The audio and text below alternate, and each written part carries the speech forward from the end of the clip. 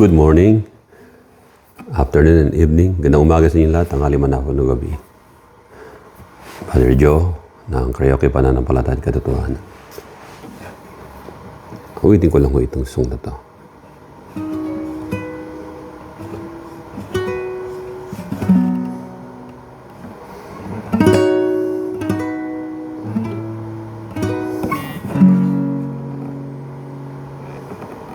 You deserve the glory and the honor. Lord, we lift our hands in worship as we lift your holy name. You deserve the glory and the honor. Lord, we lift our hands in worship as we lift your holy name, for you are great. You do miracles so great. There is no one else like you. There is no one else like you, for you are great. You do miracles so great. There is no one else like you. There is no one else like you.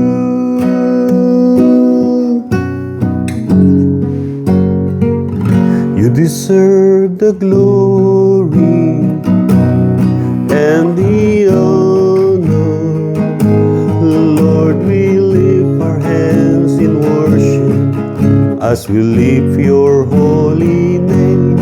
You deserve the glory and the honor.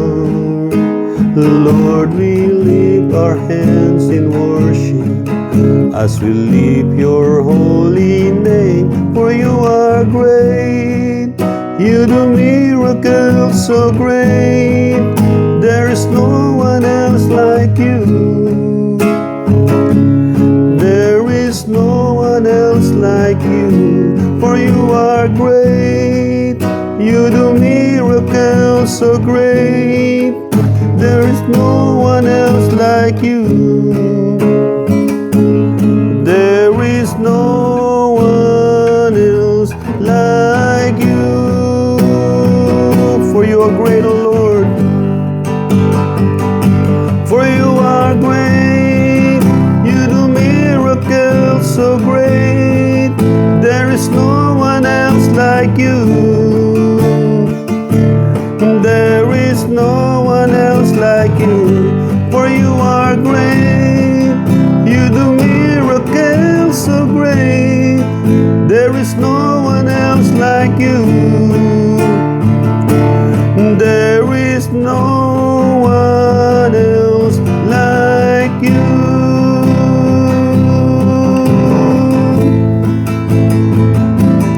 There is no one else like you.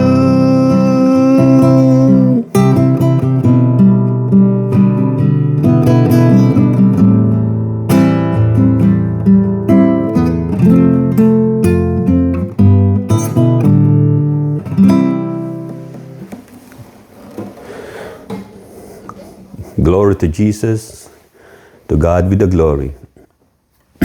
Kamusta na ho kayo dyan? Mga napapadaan dito sa small content kong dito sa YouTube na non-monetized Karaoke Pananampalataya at Katotohanan, Look unto Jesus, the author and the finisher of our faith.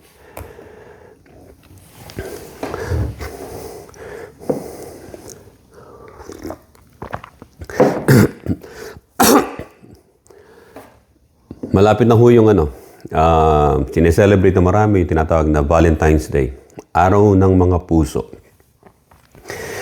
At siguro iba sa inyo ay sinasabi nila na wala silang pag-ibig, loveless, may inggit sila sa makikita nila. Yung mga lovebirds magkakasama. Tapos sila ay loveless. Nung mga panahon na Alam mo, nung pag-elementary kayo, elementary tayo noon, di ba, pag Valentine's Day, gagawa tayo ng cuttings sa kartolina o kaya art paper. Ayun ang hilig ko eh. Tapos paste. Paste pa noon eh. Yung paste na parang toothpaste. Minsan pag wala ako noon, may technique ako noon. Lalagay ko sa plastic. Alam niya yung kanin, yung pinakaano ng kanin sa kaldero. Minsan dala ko yun sa school. Although mura yung paste, wala akong pambili. Tapos dadaling ko yun. Minsan sa bahay pag project. Cuttings. Ginagawa kong heart nun, yung minsan gawa sa dyaryo. Dekorasyon, tapos bibigay mo sa teacher, project eh. Tapos yung, sa akin ginagawa ko family. Yung the family stays together, di ba? Prays together, stays together. The family that prays together, stays together. Nandun gagawa ko nun. Mga design. Hindi ko namamalayan yung iba. Lalo na pag grade 6 ka na, malaki ka na, yung mga ganun. Yung iba makikita ninyo sa kalsada na Valentine's Day, naka-red pareho sila. Sabi ko, ano kaya ibig sabihin nun? Kaya ayun ang sinearch ko eh. Yung Valentino, yung wala akong ka-Valentino eh. Tapos ayun nga, nung marami nagpupunta na sa mga mall, sa mga fast food, o yung mga, ang sikat nung araw, yung McDonald's eh. Yung mga couple doon, di ba? Yung mga mag-jowa, shota kung tawagin. Kaya nga pag may nobyo ka na o nobya, nobyo. Sabi nga pag may nobyo ka na, meaning no view to others, kayo mga babae, do not put your eyes to other guy. No view. Pag ikaw naman lalaki, may nobya ka na, no via. Huwag ka na nililipat sa iba. Novia. Mga kasabihan nung araw yun doon.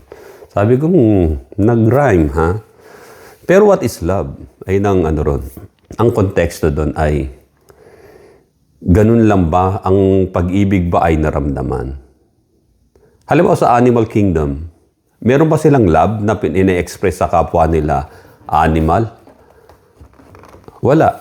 Ang meron sa kanila ay instinct. Meron tinatawag na maternal instinct ang lahat ng animal sa mundo.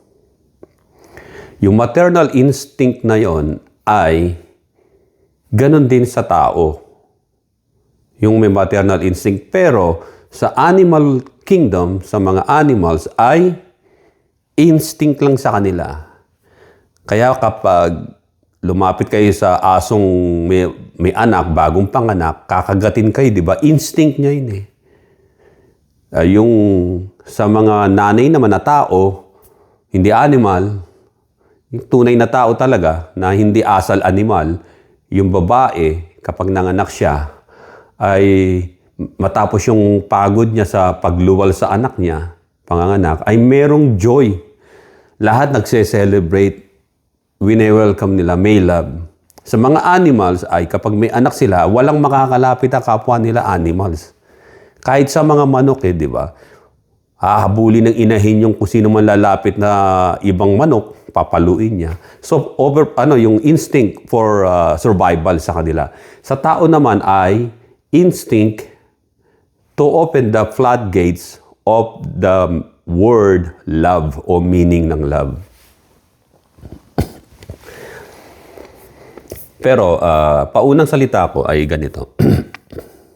Tandaan ninyo, the earthly marriage dito sa earth is temporal and fragile, marupok. Earthly love is temporal also and fragile. Earthly life is temporal and fragile also. Lagi natin tatandaan ito na ang mga bagay na aktibidades natin dito sa lupa, activities, any activities na ginawa mo to love and to unlove someone, to love and to hate someone, yan ay mayroon tinatawag na limitation o temporary lang yan. Kaya sabi ng iba, walang permanenteng pag-ibig sa mundo. Pero may mga tao na ang pag-ibig niya sa isang kapwa-tao niya ay inililihim niya na lang hanggang siya'y mamatay. Bakit kaya? Ayaw niyang, dahil ba siya'y torpe o nahihiya siya o ano? Hindi lahat ng lalaki, sa lalaki muna tayo, ay nananahimik dahil torpe. Marahil, sa sarili niya, ayaw niyang maging pabigat sa babae kung sila ang magiging magkatuluyan. O meron siyang, sabihin na natin, may maliit na low self-esteem sa sarili niya. Ayaw niya na madamay ang iba. Let's say, parang wala ngang tiwala sa sarili. Baka masaktan niya lang yung babae kung sila ang magiging magkatuluyan. Kaya yung ibang lalaki, pinipilit na lang na manahimik. But take note, kayong mga nananahimik, why don't you show your love by loving God who created us all? Mahalin natin ang Diyos. Simulan nating mahalin ang Diyos na lumalang sa atin. Siya ang tunay na nagmamahal sa atin. At sa mga kababaihan naman, nung kayo'y nagdadalaga, teenager, mataas ang inyong tinatawag na expectation. Parang lasty yan eh. Yung lasty rubber band, binabatak nyong ganun. Kung hanggang sa inyo maaabot. Bigla na lang mapapatid, di ba? Ma-i-snap. Marami kayong tinatawag na list of requirements sa isang lalaki. Una, pogi, mayaman, matalino, mabait, maalalahanin, magandang lalaki, kasama niya, maporma. Yung bandang merong sasakyan, may kotse. Yung mga ganon, di ba? May list ang babae. Para saan yung list na yun? Parang requirements na yun. Ngayon, habang yung list mo dumadami, parang last yan. Kapag na-fully extend na, ay mapapatid sa dami ng list mo. Pag tumuntong ka na ng 20 mahigit, 25, ay wala pa rin nanliligaw sa'yo, magbabawas ka na ng list mo. Basta lalaki, kahit hindi pogi, basta masipag, mabait, maalalahanin. Yan. Umaabot ka na ngayon ng 35 sa mga babae. Wala pa rin dumadating na lalaki na manliligaw sa'yo. Ang list mo na lang ay naiwan ay basta siya ay mabait at maalalahanin. Tapos 40. Nawala na yung nag-i-expect ka kung pogi o mabait. Pag 40 ka na. Basta lalaki kung sino dumating sa akin. Doon ang tinatawag na love is temporal and fragile. Kasi if you love someone, na yung someone na yon ay nanggaling lang sa requirements mo, sa sarili mong pagpapasya, not required by God Almighty. Totoo yan na ang mga lalaki, kapag ang Diyos ang nagpalapit sa'yo ng lalaki na dapat mong makasama sa buhay, anumang bagyo o troubles o unos ng buhay, kasama mo yan. Makakasama mo siya kasi you ask God not to demand God na ibigay sa iyo ito. You ask God, Lord, whatever na promise o plano mo sa akin, ito ang lalaki na ibibigay mo sa akin. Ano ang magiging palatandaan ng Diyos ang magbibigay ng tunay na magiging kasama mo sa buhay? Una, he is a believer of the Lord Jesus, of our Lord Jesus Christ, and he worshiped Jesus.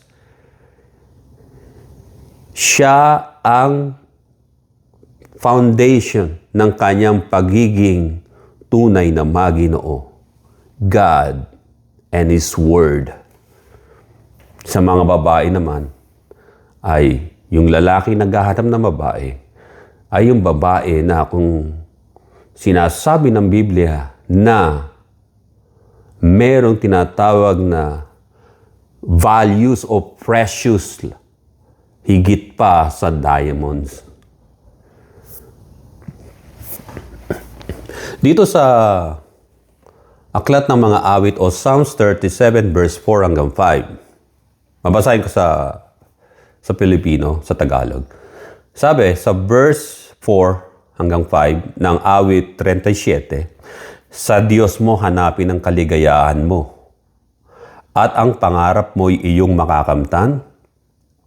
Ang iyong sarili sa Diyos mo ilagak, pag nagtiwala kay tutulungang ganap. Dito sa Common English Version, Psalms 37 verse 4 hanggang 5, enjoy the Lord, and He will give what your heart asks. Commit your way to the Lord. Trust Him. He will act. So makikita natin dito ang godly principle na ang Diyos ang magbibigay, ang maghuhulog ng tunay na pag-ibig sa isang lalaki o sa isang babae if you first, ang sabi rito, in-enjoy mo ang Panginoon. How to enjoy God? By praising God, sa pag-worship sa Diyos, sa pagkakilala sa Kanya, sinasamba mo, pinananampalatayanan mo ang Diyos na makapangyarihan sa lahat at ang salita niya ay yung ninanamnam sa buong buhay mo habang binabasa mo ang salita ng Diyos at inaawitan mo siya. Sa Diyos mo hanapin ang kaligayahan. Ayun ang first step. At ang pangarap mo iyong makakamtan, ang sabi. That's the reward. Ang iyong sarili sa Diyos mo ilagak. Tingnan mo, ang sarili mo ay ilagak mo sa Diyos. Hindi sa isang tinatawag na dating site o social media na dating site. Hindi sa pagpo-post ng mga nude photos mo o yung mga retoking photos o filtered na para may pumansin sa'yo. Pero ang katotohanan yun ay malayong malayo sa tunay mong itsura. So ito ay isang malaking tinatawag na magiging kapahamakan mo at magiging broken-hearted ka na kapag ang mga ginawa mong ganong palihim na cheating o pandaraya, halimbawa sa itsura mo, ay malalaman ng mga tao at ikay kakamuhian nila. So pag nagtiwala ka, ang sabi, ito ang promise niya, tutulungang ganap. Kaya ang sarili mo, sa Diyos mo muna ilagak. Sa mga kababaihan, ilang taong kayo nung kayo matuto mag-makeup? Sige, habang humihigop ako ng kape. Pwede nyo i-comment dito sa video na to. Konting survey lang. Ilang taong kayo natutong humawak ng lipstick o makeup o eyeliner o foundation o humarap sa salamin na sinusuklay yung buhok nyo at tinitignan nyo sa salamin kung anong part ng mukha nyo yung maganda na maaring mahalina ang mga kalalakihan sa inyo, di ba? Kung saan sila makakakita ng kagandahan ninyo. Ang tao sa kanyang totalidad, yung whole package o kumpletong package ng isang tao, hindi naman lahat yan eh. Meron tayong magandang itsura dyan. Meron lang tayong anggulo o side sa mukha natin, sa katawan natin, na napupunan ng iba. At yung ibang lalaki naman, kayong mga kababayan, ang napupunan naman nila sa inyo ay ibang part ng inyong itsura o katawan. Ganon din sa lalaki. Alam mo, kung nakikita ninyo ako rin, example ko na lang sarili ko, ayoko mag-example ng iba. Nakikita ninyo, pangit yan, Brother Joe. Brother Joe, harap ka ng konti. Pangit, pag nag-close up. Pangit yan. Hindi siya bagay sa akin. I know, hindi bagay. Side view ng konti, naku, lalong pumangit. Wag na lang, tumalikod ka. Talikod akong ganon. Bagay. Patalikod. So makikita natin, ang first step ay tinatawag na physical attraction. At yung physical attraction na yun, namimili ka na rin, may list ka na. Kayong mga kababaihan, di ba? Gusto niya, ang tawag ng pairing. Ito, pogi sana, kaso ang pangit ng ngipin niya, tulad ni Brother Joe. Pangit ng ngipin.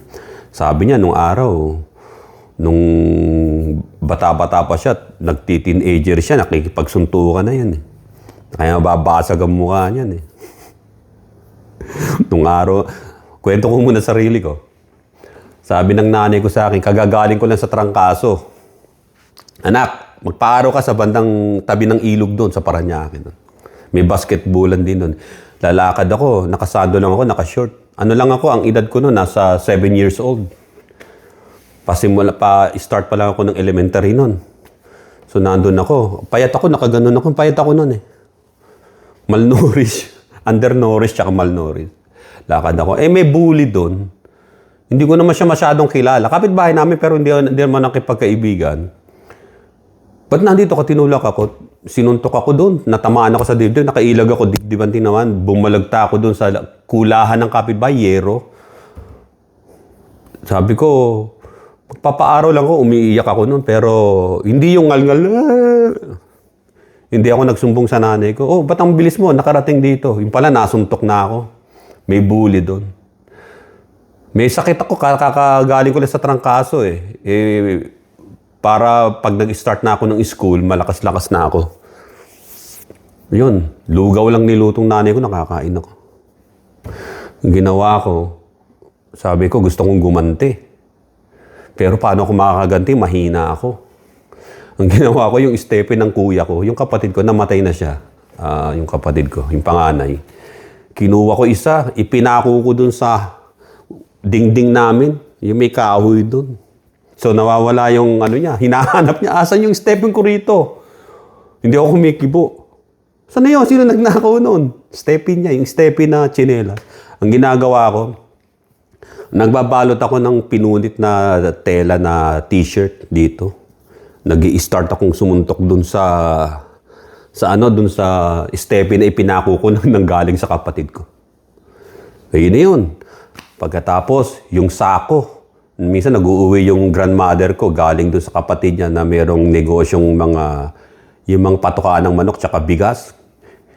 Yun, nag-uuwi na sa ako, pinupuno ko ng lupa yung buhangin, tinatali ko na doon sa Tapos sumusuntok na ako. Lahat na ng bully sa akin doon, binawian ko. Sabi ko, kinakailangan mag-practice ka muna. I don't use my mouth na I'm gonna beat you up to no. Hindi ako nagsasalita, practice lang ako. Parang Fernando Fo Jr. Gumaganan ako. Tapos noon, yung mga yon nabawian ko. May basag ang muka, dinimanda ako sa barangay. Kaya, nung kabataan ko'y ganon. Sabi ko nga, kung ako hindi pala nailigtas ng Panginoon nung edad ko nasa mga 15 years old, 16, actually, na-convert ako sa Panginoon about 16, 17, nagsiserve na ako. No? Tapos, hanggang sa Amerika ka na, nag-aral ka na, di ba?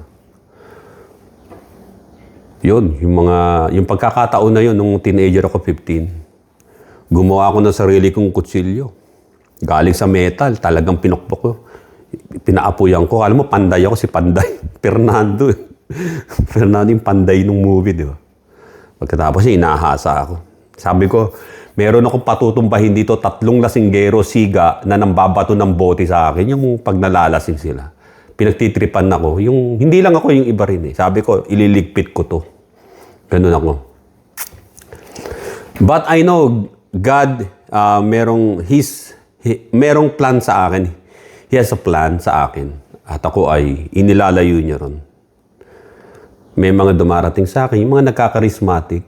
Hindi ko pa alam nun sa mga simbahan ng kapilya ng Roman Catholic. May mga, ang gagandang babae nun.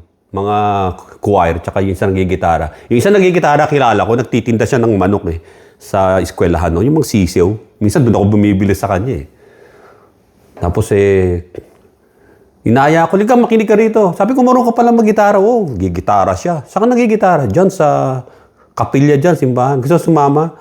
Sabi ko, naiya ako. Wala naman akong Hindi pa nun yung mga charismatic pa nun nabubuo. Hindi katulad ngayon, garapal na. Noon, either Catholic, Protestante, yung mga charismatic, mild lang sila Hindi walang debate, walang atake, basta yung kanta lang. Ang gaganda ng kanta nila nun, di ba?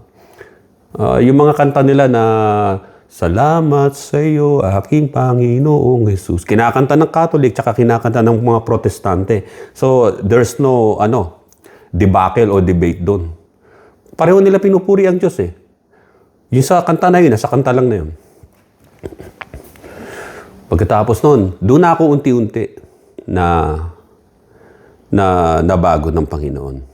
Hanggang sa isang tao na nagpapatono sa akin sa gitara, tinono ko. Sabi, bro, hindi ako marunong mag-gitara Pinatotono ko lang kasi sa ito. Sabi, hindi ka po marunong. Gusto mong kaya mo bang itipahin tong yung i-play tong song? Tulungan mo naman ako. Sige. Doon lang sa doon. Kasi isang chewing ko dati nung buhay pa, meron isang sarili niyang tailor shop. Umi-standby ako doon. Bata pa ako kasi noon. Doon lang naman yung sa bandang likod ng shop niya. So punta ako. Gitara ako. Ginaganon ko lang. Tapos yun. Yung mga born again na pala yung kasama ko. Tapos yun. Hindi ko pa tinatanggap ang Panginoon. Basta lang ako. Alam niyo, pagtanggap sa Panginoon, nag-search ako ng Bible. I read the Bible. Yung sa pagre-read ko na yun, and God spoke to me, doon ko siya tinanggap, hindi sa words ng ibang tao. Kaya, wala akong sa ibang tao yung sabihin, sila nagbukas sa akin. No, because I was looking for the truth. Kasi yung paghahanap mo sa katotohanan, kapag ikaw ay napunta sa maling hinahanap mo, halimbawa, you're looking for trouble, darating sa yun. For me, yung time na yun, trouble, alam ko, naging part ng nung kabataan ko yun. Pero now, I'm looking for a real deal in life. The real me. Oh God, show me the way. And then, through the Bible, na napakinggan ko, nabasa ko, ay naging active ang Diyos sa buhay ko. So, balik tayo rito sa list na ito. Sa mga babae, ilang taon kayo nag-makeup? Maaring iba sa inyo, 9 years old, 10 years old, 11, 12. Pag mga 12 anyos na, marunong na mag-makeup di ba? Proverbs 31 verse 30, charm is deceptive and beauty fleeting, but a woman who fears the Lord is to be praised. Kaya makikita nyo rito, ang charm. Ano yung charm? Kaya nga yung merong charisma, charm Yung kapag ngingiti, ipakita mo dimple mo, ganun. Kahit yung dimple, maliit na papalaki. Ganun. Para nakalunok ng itlog. Charm is deceptive and beauty fleeting. Bakit? It covered by makeup, mga eyeliners, pampaganda, blushing. It's just like a piece of art na lumalakad. Yung mukha ninyo, mga babae. That's the truth. But, makikita nyo, maharap kayo sa salamin, at hindi lang yon. Yung ibang mga artista na nakikita nyo, kagaganda, yung mga model, nagagandahan kayo in your era. But after decades, makikita nyo sila, pangit pala. Kasi ang nagpaganda sa kanila totally, yung makeup nila nung bata pa sila. At nung tumanda na sila, hindi na sila nagme-makeup, makikita nyo ang big difference. So, Sinabi ng Biblia na charm is deceptive and beauty fleeting. Yung kagandahan. Mamili kayo, kayong mga kalalakihan, magandang babae, pero bagsak ang moralidad. Saan kayo? Kung may magandang babae, bagsak ang moralidad, iiwang kayo niyan. She will look for someone na hinahanap niya at kayo iiwanan. So, dapat bang sundin yung inawit ni Andrew na humanap ka ng pangit at ibigin mong tunay? Hindi naman ganun ang sinasabi ng Biblia. Because wala naman sinabi ang Diyos na ang nilikha niya ay pangit. Tayo lang mga tao ang judgmental kung isang tao ay pangit. Tingnan niyo yung mga chimpanzee, mga orangutans, mga gorillas. Iitsa-itsura nila. Magkakamuka. Para ba sa sarili nila pangit yun? Di ba hindi? Kasi iisa sila. Ang mga tao lang ang nagbibigay ng tinatawag na mali, haka-haka tungkol sa kanyang kapwa-tao. Kasi dislikes and likes, na-retain na sa utang ng tao yan. Oh, pangit to. Kasi tumitingin tayo sa salamin, sa mirror, kinakailangan, halimbawa, Brother Joe, tumitingin ako halimbawa sa salamin, pwede na yan. Pogi. Sasampalin pang ganun. Kinakailangan makuha mong babae ay katulad. Wala akong kilala kasing artiste. Pasensya na kayo. Kahit hindi ako mahilig kasi sa showbiz eh. Wala akong... Basta kayo na nakakala kung sino. Magandang artista ang bagay sa'yo. So makikita ninyo, you starting na magkaroon ka ng sarili mong tinatawag na list. And then you discriminate others also. Kasi nga, nagbe-base ka sa tinatawag na beauty, yung outside na beauty ng tao. But the thing is, ang sabi, charm is deceptive, Proverbs 31 verse 30, and beauty fleeting, but a woman who fears the Lord is to be praised. Yung pala ang tunay na beauty na hindi nakikita ng maraming lalaki. Ang babae na merong takot sa Diyos. A woman who fears the Lord is to be praised. Sa mata ng Diyos, ito ang tunay na napakaganda sa paningin niya. Ang babae na merong takot sa Diyos o lalaki na may takot sa Diyos. What is fear? In Old Hebrew word, ang fear ay kung tawagin ay yira. Meaning reverence, awe, respectful, obedient, awe. And fear of the Lord, meaning yirat Hashem. Meron kang takot sa Diyos na ang takot na yun ay pagsamba sa Kanya, paggalang sa Diyos, pagpapakumbaba sa Diyos, pagsunod sa Diyos. Yun ang tunay na beauty, which is the fear of the Lord. Jesus said, eto na, when we talk about love, tandaan ninyo, dalawa lang ang klase ng love na umiikot sa mundo. Love/lust. And then love, which is God. Maraming mga tao, yung pangalawang nabanggit ko, they don't know that meaning, yung meaning ng love, which is God. Ang akala nila ang pag-ibig ay physical attraction, lustful. Maganda to. I think I'm in love sa kanya. Nasasabi na marami yun. Liligawan ko pagkatapos pagsasawaan ko siya, bubuntisin ko siya, pagkatapos iiwanan na, tatakbo na.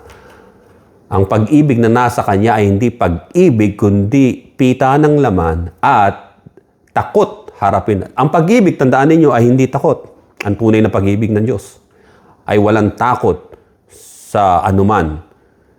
Sapagkat yung pag-ibig na tunay ay fear of the Lord. May fear sa Diyos.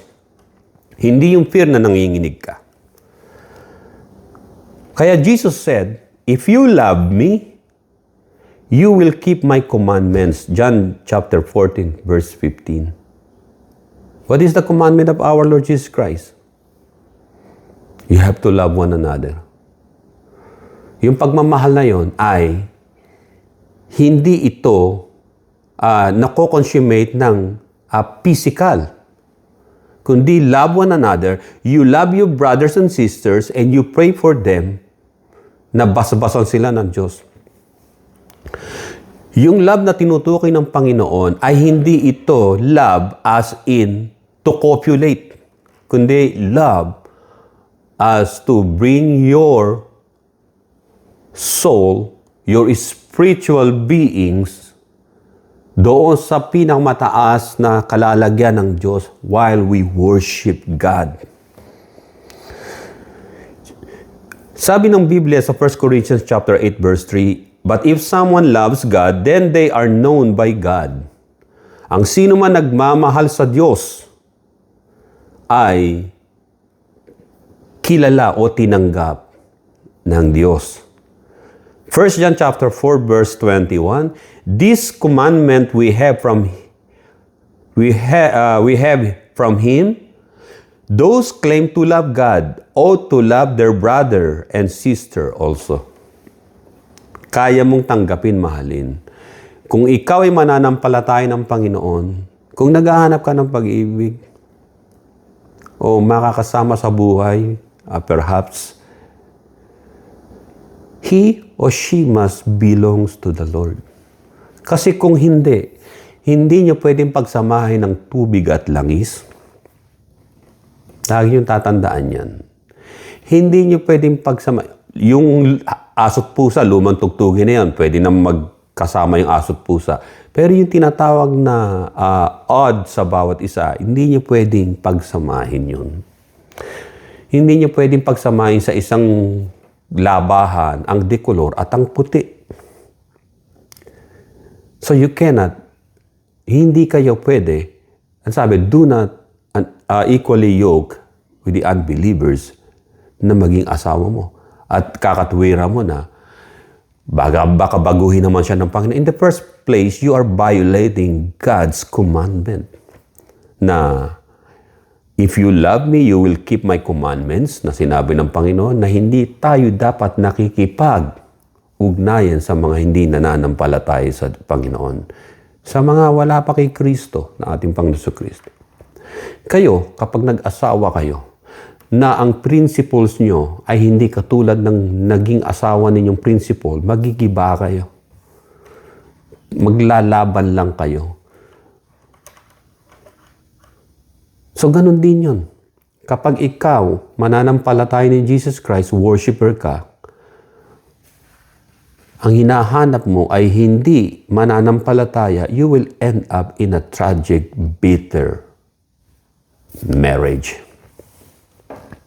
Ay, hindi ako nananakot. Marami ng ganyan na nangyari. Kaya nga kayo mga kababayan ang sabi, yung kagandahan ninyo at yung mga kalalaki, tandaan ninyo, kayo din. 1 Peter chapter 3 verse 3 sabi, "Do not let your adornment be merely outward, arranging the hair, wearing gold, or putting on their apparel. Rather, let it be hidden person of the heart, with the incorruptible beauty of a gentle and quiet spirit, which is very precious in the sight of God." Bakit nasabi ni Apostol Pedro na ang inyong itsura dapat ay hindi tadtad ng mga adornment, tulad ng papapaganda ng buhok, wearing of gold. May mga makeup na noon ng panahon yun, o silver, o putting on apparel. Merong dala-dala, yung bag nila, handbag nila, purse nila, magaganda. Ang halaga ay 50,000 pesos. Pero ang laman lang naman, isang chiclet, tsaka tissue galing sa Jollibee. Tsaka isang crackers. So, ganun di ba? Mas mahal ang bag kaysa sa laman. So, para masabi na well-to-do siya. Teka, nung umuwi ako sa Pilipinas, nung nakaraan, punta rin ako sa mall eh. Ako nag-short lang ako eh. Galing akong bumisita ako sa Pilipinas. From here in California. Straight flight. Yung direct flight. United Airlines. Hindi na ako sumasakay ng Philippine Airlines. United Airlines diretso. American flight, diretso lang. They serve also adobo, chicken adobo, tsaka mga pagkain Pilipino. Tsaka mga crew nila, mga Filipinos din. Magagaling silang mag-serve, yung mga Pilipino. Mostly Filipinos. Yung nasa United Airlines, bounded to the Philippines and then America. So, makikita nyo ron na nung nasa mall ako, ang gaganda ng bihis ng mga Pilipino. Sabi, hindi mo masasabing naghihirap sila eh. Ang daming nakapila sa Jollibee, kumakain. Ang gaganda ng damit kaysa sa akin. Eh, ako, nanlilit ako, naka-t-shirt lang ako. Sabi ko, ang ganda pa ng suot sa akin ito ha. Nakasapatos lang ako, tapos walking shorts. Tapos sila ang gaganda ng damit. Talagang yung cellphone nila ang gaganda, lalaki. Sa akin, yung cellphone ko lang na Samsung, yung latest model ng Samsung noon. Yun lang. Ang gaganda nila. Tapos yung mga babae, ang gaganda ng damit, naka-makeup. Hindi mo mapag anong naghihirap ang Pilipinas eh. Sabi ng iba, hindi, sa bihis lang yan. Pero pag pumunta ka sa mga bahay niyan, nakatira sa mga gibagibang bahay din niya, binabaha. Oh, ganun ba? That's the life. Kaya nga sabi, do not let your adornment be merely outward. Adornment, arranging the hair, wearing gold, or putting on the fine apparel, rather let it be the hidden person of the heart. Hidden person of the heart. Tulad ng binasa natin kanina, nang sabi rito, Proverbs 31 verse 30, charm is deceptive and beauty fleeting, but a woman who fears the Lord is to be praised. Nasabi ni Apostol Pedro ito dahil siya ay pamilyadong tao. Meron siyang asawa at may mga anak siya at may biyenan siya, di ba? Nabanggit. Meron akong babasahin dito. Ito, nasa archives ng ng Vatican ito. Roman Catholic Vatican. Vatican Biblioteca Apostolica. Ito. Vaticana.arm3.fol.50 Venice OAS 1904 edition based on Venice 822 1537 and 245 following pages 476 and 77. Dami. Tingnan natin. Si Apostol Pedro, they investigated yung mga sinaunang Christian, ng mga historia na Christian, yung pangalan ng asawa niya. They found out.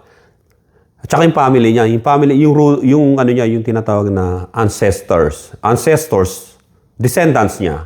Ang sabi, si Apostol Peter, siya yung sinabi ng Panginoon, upon this rock you are Peter, upon this rock I will build my church. Yung church na binabanggit niya ay hindi nanggaling kay Pedro, kundi yung ilalagay ng Panginoon na ang church, ang ibig sabihin ng eklesiya, ito ay mga lupon ng mga inalis ng Panginoon sa kadiliman at dinala sa liwanag. Tinawag na eklesiya. So, hindi building, hindi religion.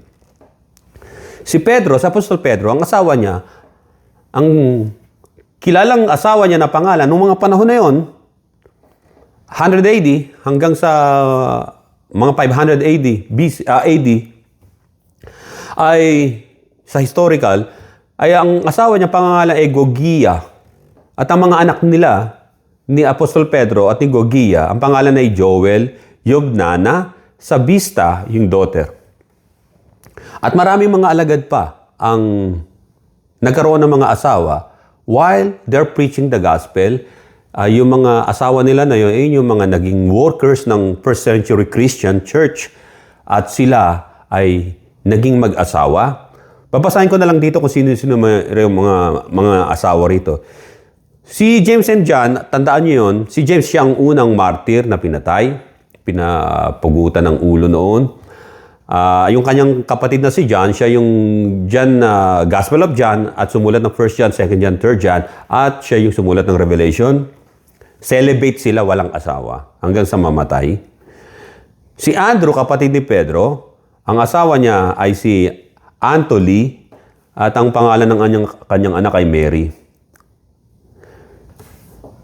Si Paul, si Apostol Pablo, sabi ng iba, single siya. Hindi siya single. Si Apostol Pablo ay bata pa lang, around nasa mga 18 hanggang 25, nagkaroon na siya ng tinatawag na asawa. Ang sabi ng mga historian, sa buhay ni Apostol Pablo, ang kanyang pangalan ng kanyang asawa ay si Maria doon, at ang kanilang mga anak ay si Saul at si Ticos, according sa kanilang historical investigation. Meron binanggit si Apostol Pablo rito sa 1 Corinthians chapter 9 verse 5 na yung mga alagad po ay merong mga asawa silang dala habang nangangaral. Yung mga babae, they're helping yung mga husband nila. Kung saan sila pumunta, nagpipreach din, tinutulungan, kaagapay nila yung mga asawa nila. Yung mga napangasawa nilang mga Christian na babae, ay doon sila sa mga lugar nangangaral din. Di ba napakaganda na napakasaya ng ganon? Si Philip ay meron ding asawa, Theocte ang pangalan, Theophilus ang anak, at merong 4 na anak na unmarried daughters sa Acts 21 verse 8 hanggang 9 na Hermione, Euodia, Irais, and Charilyn. At marami pa rito na hindi ko na babanggitin lang na marami sila. Ilan lang yung mga celibate na namatay ng single na hindi nag-asawa, inilaan nilang sarili nila sa pangangaral sa Panginoon. At ang kilala ko lang celibate dito ay si Apostle John na Book of Revelation na sumulat. Gospel of John, 1st John, 2nd John, 3rd John. So dito, makikita natin dito na si Apostol Pablo ay namatay yung asawa niya, naging biyudo siya. At nung biyudo na siya, yung mga anak niya ay naglalakihan din, maaaring may mga kamag-anak doon na umaasikaso sa kanya at siya mismo, nagpo-provide siya at nag-aaral siya ngayon sa eskwelahan ni Gamaliel bilang Pharisees. At ang sabi dito sa 1 Corinthians chapter 7 verse 8, Paul uses the word, yung agamos meaning unmarried, because he lost his spouse, yung asawa niya, at yung agamos ay widower. So si Apostol Pablo ay widower. Pero hindi na siya nag-asawa magmula nung namatay kanyang asawa at nangaral siya ng gospel. Ay tunay na pag-ibig din sa tao na magkasama kayo sa pangangaral sa paglilingkod sa Panginoon. San man pumunta yung asawang lalaki, yung babae kasama, sinusuportahan niya. Di ba napakasaya ng ganon? Na iisang Diyos ang sinasamba ninyo, sinasampalatayanan.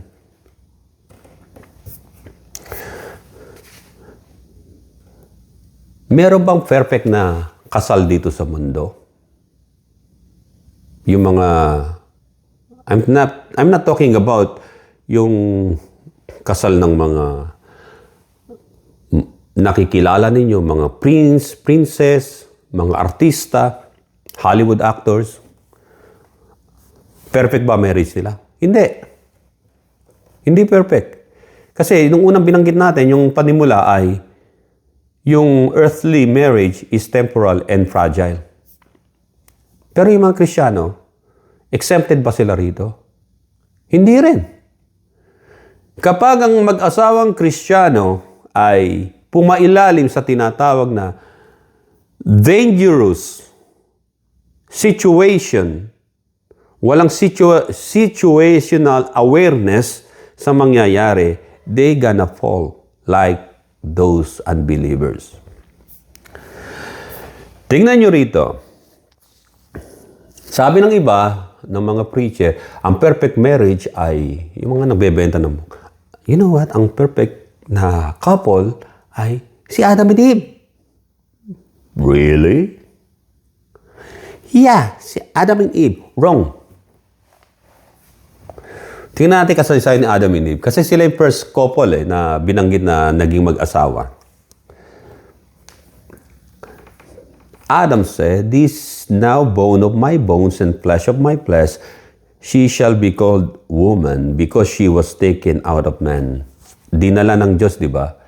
Yung babae kay Adam. At the same time, dinala rin ni Adam, ng Diyos si Adam dun sa babae. Yung babae na yon, hindi nanggaling sa dust of the earth, kundi nanggaling sa side ni Adam, sa malapit sa tibok ng kanyang puso. Si Adam nanggaling sa dust. Parang perfect marriage yun, di ba? Yung pinanggalingan nila ay different, magkaiba. Pero, the thing is, yung babae, yun ang tinibok ng puso ni Adam o malapit doon sa puso niya, sa heartbeat niya, rib niya, ginawang babae. Bakit? Pwede naman gumawa siguro ang Diyos ng alabok din eh. Hindi. May aral dito. Nang magiging asawa dapat ng isang lalaki o magiging kasintahan ay yung tinitibok ng puso niya. Yung hinihiyaw ng kanyang puso. Pero take note, tandaan ninyo.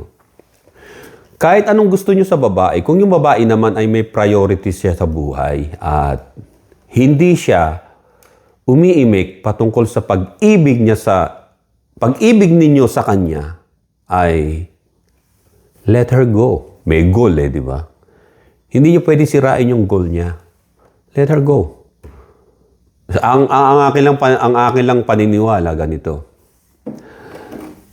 Kapag sinabihan mo, nagsabi ka ng feelings mo sa isang babae, in-inform mo na siya. At kapag ang naging reaction niya ay you looks sa tingin mo ay may priority pa siya, let her go. At least sinabi mo yung nalalaman mo. Ngayon, kapag dumating ang time na she is ready to face yung ganong klaseng relationship, ay kapag nagkita kayo, kung magkikita kayo, ay doon kayo mag-i-start. Hindi niyo dapat pinipilit at tinatratong parang ari-arian ng isang babaeng nililigawan ninyo o liligawan ninyo na gusto niyo mapa sa inyo. Masyado kang tinatawag na possessive. You will end up in jail pagdating ng araw o trouble. Sa mga mananampalataya sa Panginoon, idinadalangin mo sa Diyos yan, di ba? If she is the right for me, Lord, ay kayong nakakaalam. Kaya nga binasa natin, di ba, na yung tinatawag na commit your way to the Lord, trust Him, He will act. You have to commit yourself to the Lord first. Si Eve and Adam, did you know that's Eve?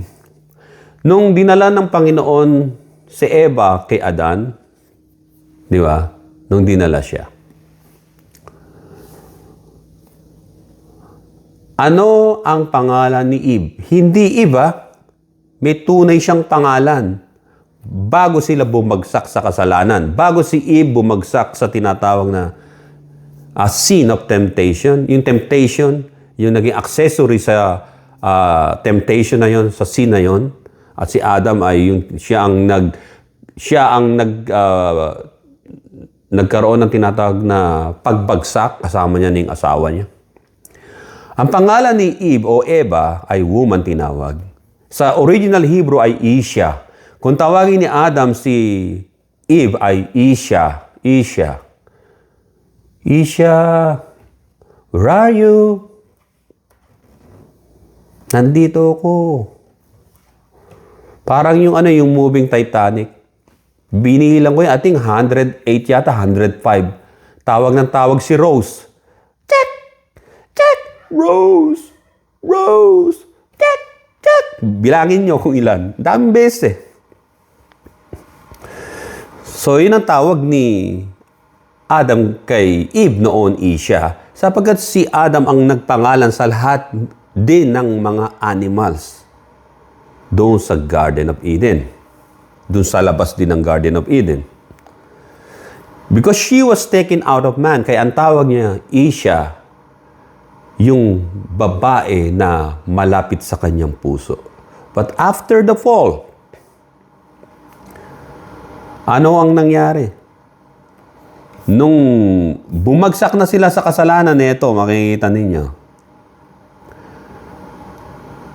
Tinawag ni Adam yung babae sapagkat nung Kinross-examine na sila ng Diyos. Where are you, Adam?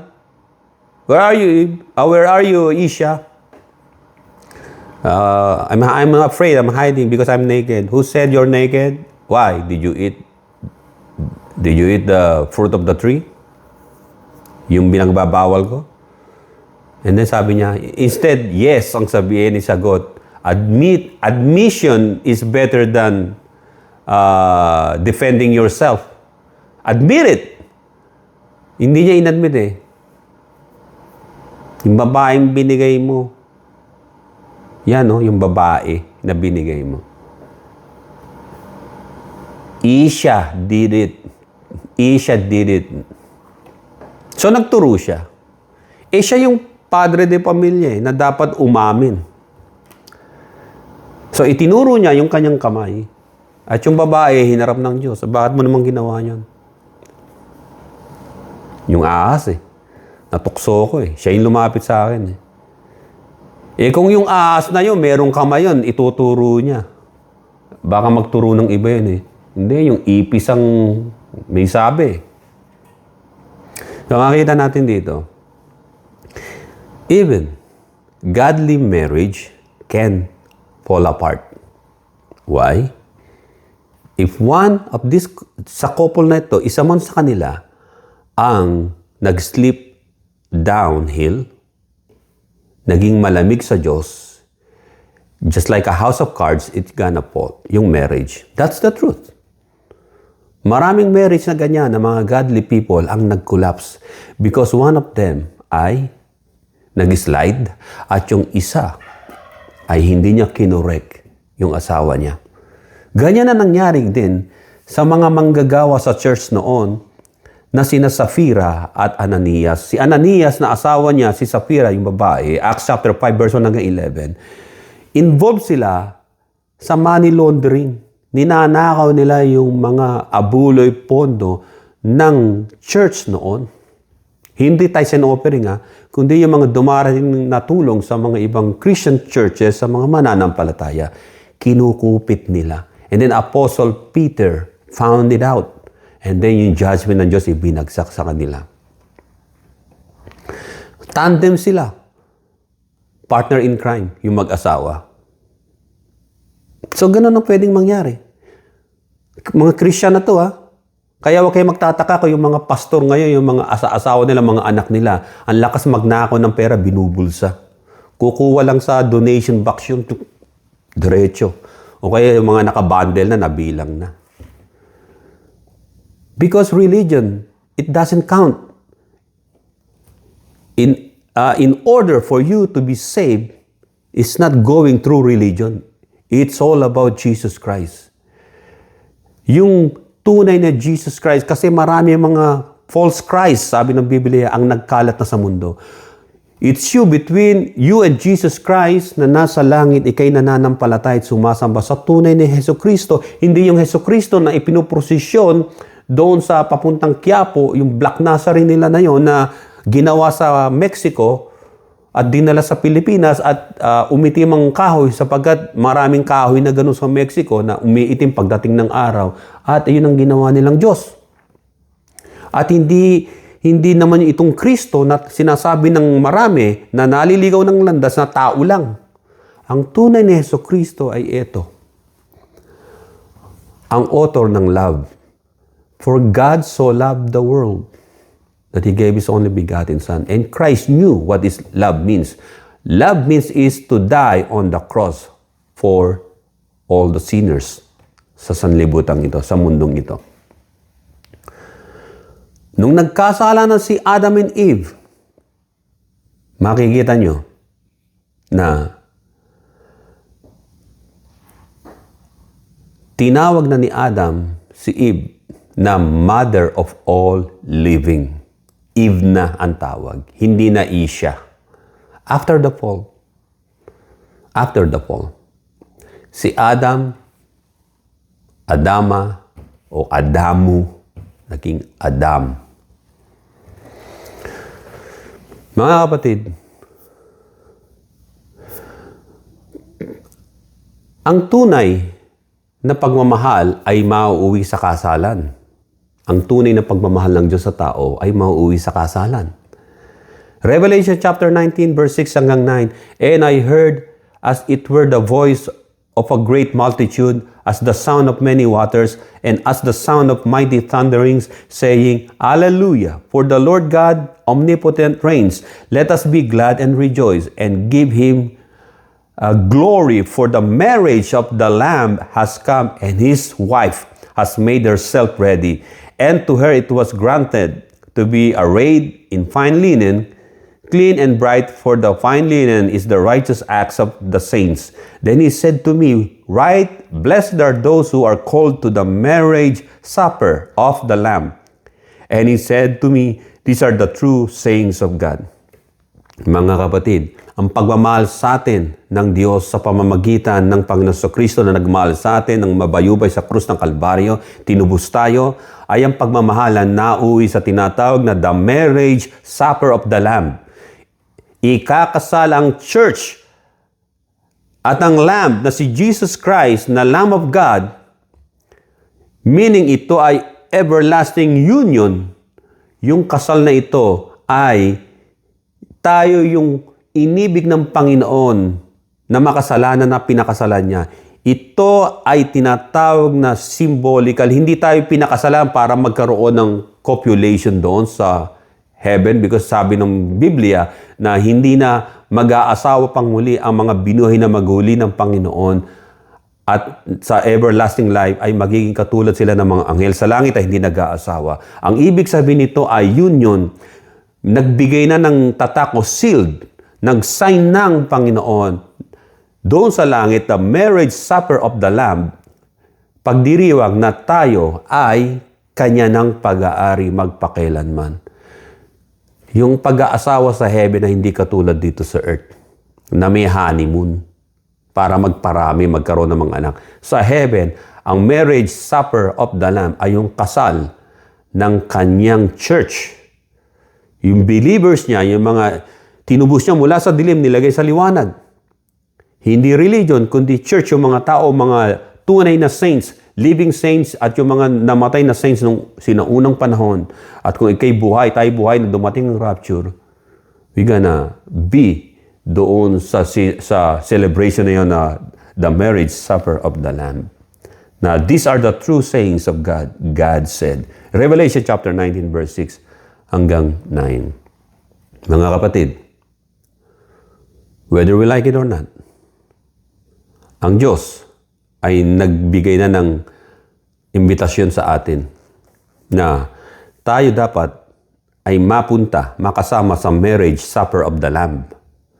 Tayo hindi tayo yung observer, dahil yung mga angels sa langit ang observer, at mga nandun nagmamasid, dapat tayo yung kasama doon sa wife, which is the church, na ikakasal sa Panginoon, so that we can be with the Lord forever and ever and ever. Marami pong salamat sa inyo. At kung wala pa sa inyo ang Panginoon Kristo, you pray in your own, accept Jesus Christ in your own, papasukin mo siya sa iyong puso, manalangin sa Kanya, at yung isip mo ay padaluyin mo ang presensya at Espiritu Santo ng Diyos sa iyo through your prayers. Accept Jesus Christ as your Lord and Savior. Maraming po salamat, Brother Joe, ito ng Krayoke Pananampalatayang Katotohanan. To God be the glory in Jesus' name. Everybody say, Amen and Amen.